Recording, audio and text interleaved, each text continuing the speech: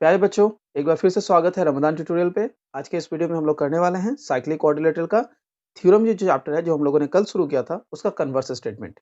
इस पूरी चीज को हम जानेंगे अपने कंप्यूटर स्क्रीन पे। मैं आप लोगों को लेके चलता हूँ जहाँ पर मैं आप लोगों को हर एक चीज जो इसके कन्वर्स से जुड़ी हुई है वो डिटेल में डिस्कस करूंगा। एक एक्टिविटी है जिसके थ्रू हम लोग इसे समझेंगे और आज इस कन्वर्स को पूरा कंप्लीट करेंगे। हम अपने थर्ड पार्ट में जब मिलेंगे तो मैं आप लोगों को डिस्कस करूंगा एक इससे रिलेटेड सब थ्योरम। तो चलिए आज बढ़ते हैं अपने कंप्यूटर स्क्रीन पे जहां पर सेकंड पार्ट में कन्वर्स ऑफ द थ्योरम को पढ़ना स्टार्ट करेंगे। जैसे कि आप अपने स्क्रीन पे आप देख पा रहे हैं कि हमारे पास जो कल का स्टेटमेंट था ये इसके बाद का ठीक स्टेटमेंट है। After proving the sum of the two opposite angles to be equal to two right angles. हम लोगों ने कल ये देख लिया था कि अगर हम लोग एक ट्राइंगल एक क्वाड्रिलेटरल कंसीडर करते हैं तो उसके दो ऑपोजिट एंगल्स का जो सम वैल्यू होता है वो दो राइट एंगल होता है। हम ये आसानी से प्रूफ कर सकते हैं कि जब आप क्वाड्रिलेटरल को ऐड करोगे, जो अगर दो एंगल को ऐड करके टू राइट एंगल होता है, तो अगर आप इस तरह से चारों एंगल को ऐड कर लो तो आपके पास जो टोटल रिजल्ट आएगा वो हो जाएगा फोर राइट एंगल यानी कि 360 डिग्री। तो ये हम लोगों ने पिछले क्लास में पढ़ लिया था। चलिए आगे बढ़ते हैं।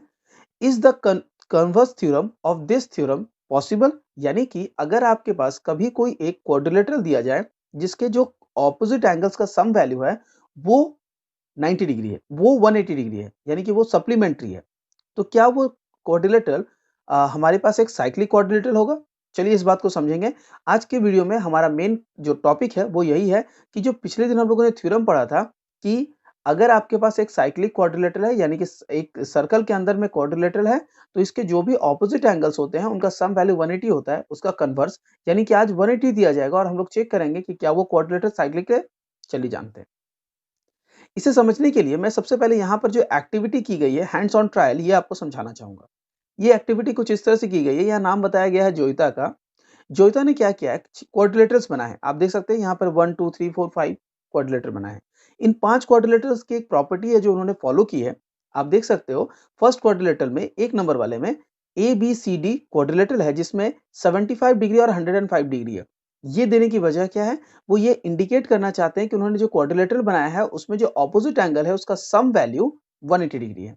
आपको पता है ये एक स्क्वायर है, स्क्वायर में ये दोनों ही एंगल्स 90 होते हैं तो 90 प्लस 90 180 होगा।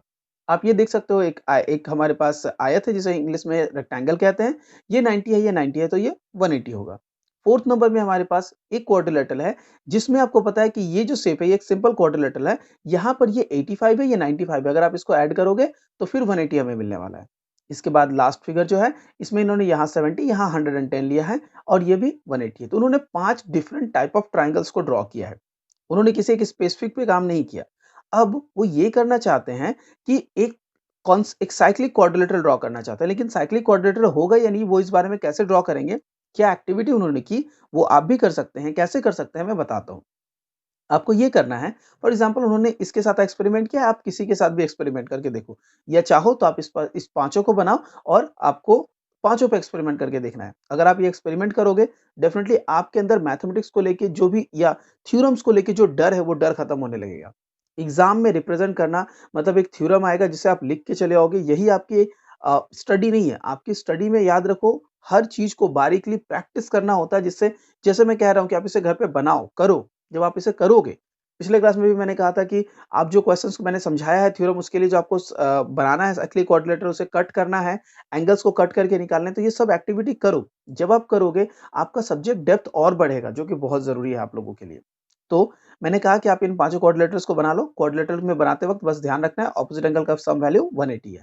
अब आपको क्या करना है, नेक्स्ट स्टेप जो है वो आप इसके फोर साइड में से किसी भी दो साइड को सेलेक्ट करके बाइसेक्ट करो। ठीक है, मतलब इक्वल जो डिस्टेंस है, इसका जो डिस्टेंस है दोनों तरफ इक्वल होना चाहिए। बाइसेक्शन आपको आता होगा, साइड को बाइसेक्ट करो। जैसे ही आप साइड को बाइसेक्ट करोगे आपको एक लाइन मिलेगा इस तरह से। इसके बाद आप कोई भी दूसरा साइड ले लो और उसे बाइसेक्ट करो। मान लेते हैं कि आपने इस बार बीसी वाले साइड को बाइसेक्ट किया, तो आप बीसी को बाइसेक्ट करोगे और पहले आपने ऑलरेडी एबी को बाइसेक्ट किया था। ये दोनों एक पॉइंट पर इंटरसेक्ट हो रहे हैं, वो पॉइंट को आप कंसीडर कर लो ओ। तो ये आपको एक बहुत ही वाइटल पॉइंट मिला। अब अगर मैं ओ पॉइंट को कंसीडर करके, जैसे इन्होंने यह कहा है we get if a fixed circle passes through non collinear point a b and c। a b c non collinear है। नॉन कोलिनियर मतलब एक लाइन में लाइन नहीं करते हैं। देखिए ए पॉइंट, बी पॉइंट और सी पॉइंट एक लाइन में बिल्कुल लाइन नहीं कर रहे हैं। अगर आप इन नॉन कोलिनियर पॉइंट से पास करता हुआ एक ऐसे सर्कल ड्रॉ करते हो तो क्वेश्चन उठता है तो क्या वो सर्कल जब गुजरेगा तो वो डी से गुजरेगा या नहीं गुजरेगा? बिल्कुल भी मेरे फिगर को देख के तो आपको लग नहीं रहा है कि वो डी से पास कर रहा है, लेकिन अगर आप प्रॉपर तरीके से बनाओगे तो क्या वो डी से पास करेगा या पास नहीं करेगा? ये है क्वेश्चन, ठीक है? आप इस एक्टिविटी को करो और इस एक्टिविटी को करने के बाद मुझे ज़रूर कमेंट करके बताओ कि वो डी से पास कर रहा है या नहीं, ठीक है?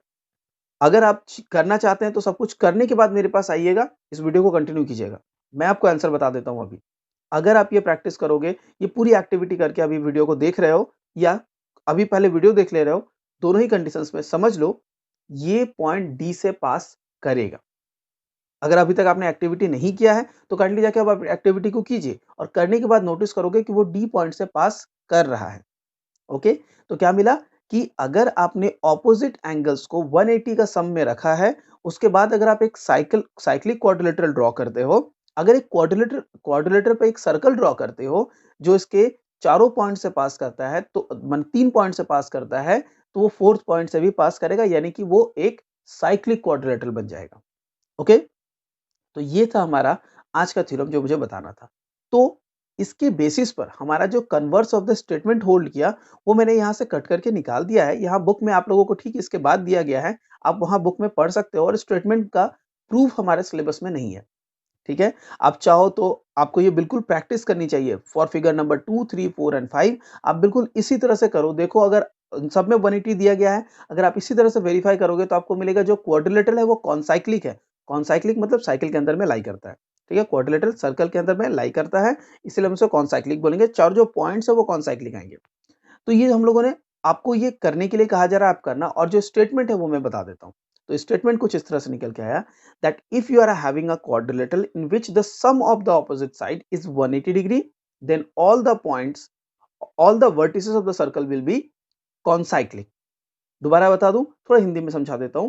अगर किसी एक आप क्वाड्रिलेटरल की बात कर रहे हो जिसके ऑपोजिट साइड का सम वैल्यू 180 है, अगर आपने ऐसा क्वाड्रिलेटरल कंस्ट्रक्ट किया है, तो जब आप उस पर उस पर सर्कल ड्रॉ करोगे तो देखोगे वो सर्कल उसके चारों वर्टिसेस से क्रॉस कर रहा है। Okay, so that is our theorem. इस वीडियो में मैंने बहुत लंबा वीडियो नहीं बनाया, मैं बारीक से चीज समझाना चाहता था आज के इस पार्ट में। आई होप आपको समझ में आया होगा। अगर आपको ये समझ में आ गया है, सारी चीजें प्रोडक्टिव लगी हैं, तो इसके नेक्स्ट पार्ट को देखने के लिए डेफिनेटली हमें कमेंट करें। इसके नेक्स्ट पार्ट में मैं आपको एक एप्लीकेशन जो है जो इससे जुड़ा हुआ है वो मैं आपको करवाऊंगा। मिलता है अगले वीडियो में। Till then do take care, और डेफिनेटली हमें कमेंट करके बताएं कि आप इस सीरीज को चाहते हैं या इस सीरीज को यहाँ बंद कर दिया जाए। मैं इस चैप्टर के हर एक क्वेश्चन को करवाने का प्लान किया हूं, जिसमें मैं हर एक चीज आपको करवाऊंगा, बशर्ते कि आप लोग हमारे वीडियोस के साथ कंटिन्यूअस बने रहें। अगर आप बने रहेंगे, इस सीरीज के साथ बने रहेंगे, मैं डेफिनेटली इस वीडियो सीरीज को कंटिन्यू करता रहूंगा।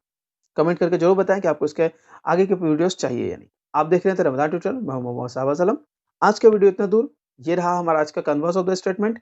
इसका प्रूफ हमारे सिलेबस में इंक्लूडेड नहीं है, इसलिए प्रूफ के लिए आपको बिल्कुल परेशान होने की जरूरत नहीं है। यही रहेगा आज तक। मिलते हैं अगले क्लास में। Till then do take care.